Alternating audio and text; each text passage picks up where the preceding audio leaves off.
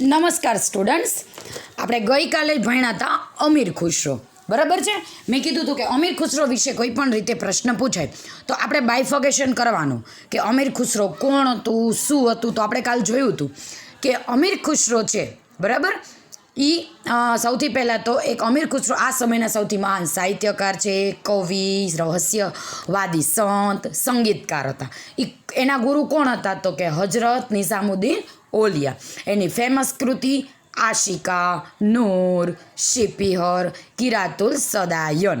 અને એ એવું કહેતા હતા કે હું ભારતીય છું, એનો મને ગર્વ છે. એ એવું દ્રઢપણે માનતા હતા કે ભારત એ પૃથ્વી પરનું સ્વર્ગ છે. હિન્દવી એને પોતાની ભાષા કહી હતી, હિન્દવી કરીને.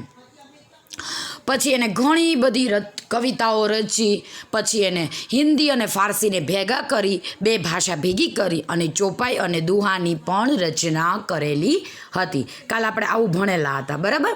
નેક્સ્ટ શું કહે છે તો કે પ્રાદેશિક ભાષામાં આપણે જોયું કે આપણા જેટલા ધર્મગુરુઓ હતા, જેમ કે ધર્મ રિલેટેડ ભક્તિ ગીતો બનાવતા વાલ્મીકી ને એ બધા જે હતા, કબીર ને એ બધા, એને શું કર્યું હતું કે લોકો સમજી શકે એવી બોલીમાં એને લોકોને ઉપદેશ આપ્યા હતા. નેક્સ્ટ, આ યુગમાં હિન્દી ઉપરાંત બીજી ભાષામાં પણ આપણે જોયું કે સંસ્કૃત આવ્યું, ફારસી આવ્યું, તમિલ આવ્યું, કન્નડ આવ્યું. એવી ઘણી બધી ભાષાઓમાં સાહિત્ય ધીમે ધીમે અલગ અલગ રાજ્યમાં રચાવા માંડ્યું. બંગાળના સુલતાનોના આશ્રયે રહીને કૃતિવાસે બંગાળીમાં, બરાબર, કયા ઉપર આપણે આવ્યું હતું, કલ્હણે આપણે રામાયણની રચના કરી હતી, બરાબર, કવિ કલ્હણે. હવે અહીંયા શું કર્યું તો કે કૃતિવાસે બંગાળીમાં રામાયણ અને પ્રસિદ્ધ કવિ ચંડીદાસે સેંકડો ગીતો રચ્યા બંગાળી ભાષામાં.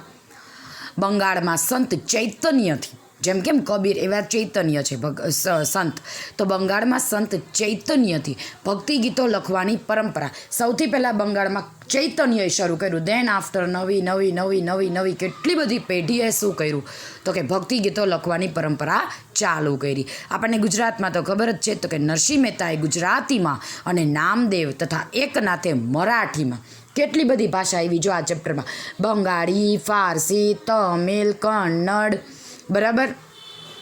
અહીંયા કઈ આવી તો કે મરાઠી. દેન જૈનુલ અબ્દીનના આશ્રયે કાશ્મીરમાં મહાભારત અને રાજતરંગીણી જેવા અનેક સંસ્કૃત ગ્રંથોનો ફારસીમાં અનુવાદ કર્યો. અલગ અલગ રાજ્યમાં શું કરે તો કે આપણે શું કહેવાય, બંગાળી ભાષાનું કોઈ બુક્સ આપણને બહુ ફેમસ હોય એ બંગાળમાં, અને આપણે એ વસ્તુ વાંચવી હોય તો શું કરવું પડે તો કે ગુજરાતીમાં કોઈ વ્યક્તિએ કન્વર્ટ કરેલું હોય તો આપણે વાંચી શકીએ. એમ રામાયણ અલગ અલગ રાજ્યમાં અલગ અલગ ભાષામાં ઘણા બધા લોકોએ શું કર્યું છે તો કે કન્વર્ટ કરેલું છે, જેથી એ લોકોએ પણ આપણું રામાયણ રીડ કરેલું હશે જ. વિજયનગરના સમ્રાટો, વિજયનગર ક્યાં આવ્યું, કર્ણાટકમાં, હમ્પી હતું એ. વિજયનગરના સમ્રાટોના શાસનમાં સંસ્કૃત ભાષા બહુ જ ફેમસ હતી. વિજયનગરના જે રાજા હતા ને કૃષ્ણદેવરાય, એને યાદ હોય તો એને સ્તંભો ઉપર મૂર્તિઓ, યોદ્ધાઓ, દેવી દેવતાઓનું શું કર્યું હતું તો કે એને કલાકૃતિ આલેખન કર્યું હતું. પછી શું કહે છે તો કે એના જ સમયમાં સંસ્કૃત ભાષાનો અનહદ વિકાસ થયો. આમ છતાં આ યુગ તેલુગુ સાહિત્યના વિકાસનો, કેમ કે જો કર્ણાટક, તેલંગાણા, તમિલનાડુમાં તેલુગુ જ વધારે પડતા હોય, તમિલિયન લોકો, તો શું થયું તો કે સંસ્કૃતનો તો વિકાસ થયો, પણ ત્યાંની જે પ્રાદેશિક ભાષા હતી તેલુગુ, એનો પણ શું થયો તો કે વિકાસ થયો. વિજયનગરનો મહાન સમ્રાટ, જો આપણે વાત આવી, આપણે ચેપ્ટર નંબર 6માં કૃષ્ણદેવરાય હતું, અહીંયા એ પાછા આવ્યા છે. કૃષ્ણદેવરાય તેલુગુ અને સંસ્કૃતના લેખક હતા, એટલે એ બંને ભાષાનો ઓબ્વિયસલી વિકાસ કરવાના છે. તેમણે આ મુક્ત માલ્યદા ગ્રંથની રચના કરી છે. એટલે 1 માર્કના ક્વેશ્ચનમાં પૂછે કે કૃષ્ણદેવરાયે કયા ગ્રંથની રચના કરી તો કે આ મુક્ત માલ્યદા. મુઘલ શાસન દરમિયાન વાસ્તુકલા અને અન્ય કલાઓની સાથે સાહિત્યનો, હવે વાસ્તુશાસ્ત્ર તો આપણને ખબર છે આપણા દેશની પુરાણામાં પુરાણી કલા છે, તો કે એનો શું થયો તો કે વિકાસ થયો.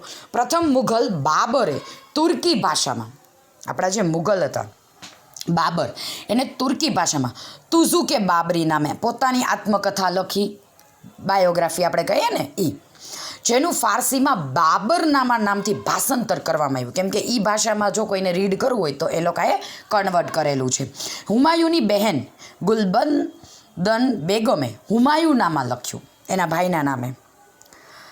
પછી જહાંગીરે તુઝુકે જહાંગીરી નામની પોતાની આત્મકથા લખી. ઔરંગઝેબે પણ હસ્તલિખિત એટલે પોતે પોતાના હાથે લખેલું, પોતે સિદ્ધ હસ્તલેખક હતો, પોતે પોતાની જાતે લખતો. છેલ્લો મુઘલ સમ્રાટ હતો બહાદુર શાહ જફર, પણ એક ઉર્દુ કવિ હતા. એટલે મુઘલના જેટલા શાસકો હતા બેટા એ બધા અલગ અલગ કવિ હતા, લેખક હતા, કલાકાર હતા, એવા બહુ બધા લેખક હતા, ફેમસ હતા. તુલસીદાસ અને સુરદાસ આ યુગમાં હિન્દી ભાષાના મહાન સાહિત્ય, આ અલગ અલગ રાજ્યોમાં આ બધું એસ્ટાબ્લિશ થયું. તો અહીંયા શું થયું હતું કે આપણા તુલસીદાસ છે જેને રામચરિત માનસ લખેલી છે, સુરદાસ છે અંધ સંત હતા, આંધળા હતા, બરાબર, જન્મથી જ, અને એક બહુ જ સરસ સંત હતા. આ યુગમાં હિન્દી ભાષામાં મહાન સાહિત્યકારો ગણાતા હતા. કવિ કેશવદાસે પ્રેમ અને વીરો, એટલે એક બાજુ પ્રેમને લગતા ગીત લખ્યા, એક બાજુ આપણને રડવું આવે એવા વીરોને લગતા વિષય ઉપર સાહિત્ય રચ્યું. રહીમના દોહરા, રહીમ આપણે કબીર રહીમના દોહરા દેશના ઘણા બધા ભાગોમાં આજે પણ પ્રસિદ્ધ છે. બરાબર, આજના હોમવર્કમાં તમારે લખવાનું છે